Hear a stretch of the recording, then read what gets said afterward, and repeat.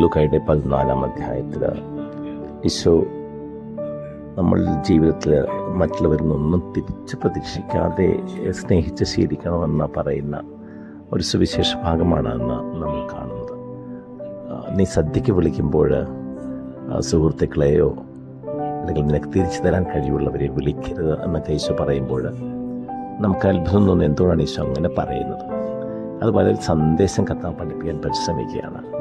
കാരണം നമ്മുടെ എല്ലാ സങ്കടങ്ങളെയും കാരണം നമ്മൾ മനുഷ്യരിൽ നിന്ന് പ്രതീക്ഷിക്കുന്നതാണ്. അപ്പോൾ തിരിച്ച് പ്രതീക്ഷിക്കാതെ നിനക്ക് സ്നേഹിക്കാൻ സാധിക്കുമോ? ഇങ്ങോട്ട് ഒന്നും തരാത്തപ്പോഴും ഇങ്ങോട്ട് വേദന മാത്രം തരുമ്പോഴും തിരിച്ചങ്ങോട്ട് സ്നേഹിക്കാൻ സാധിക്കുന്ന ഒരു തലത്തിലേക്ക് നിൻ്റെ സ്നേഹം, നിൻ്റെ കൊടുക്കൽ വളരണമെന്നാണ് കർത്താവ് അർത്ഥമാക്കുന്നത്. അങ്ങനെ ഒരു സ്നേഹം ദൈവത്തിൻ്റെ സ്നേഹമാണ്. അതിലേക്ക് നിനക്ക് വളരാമോ?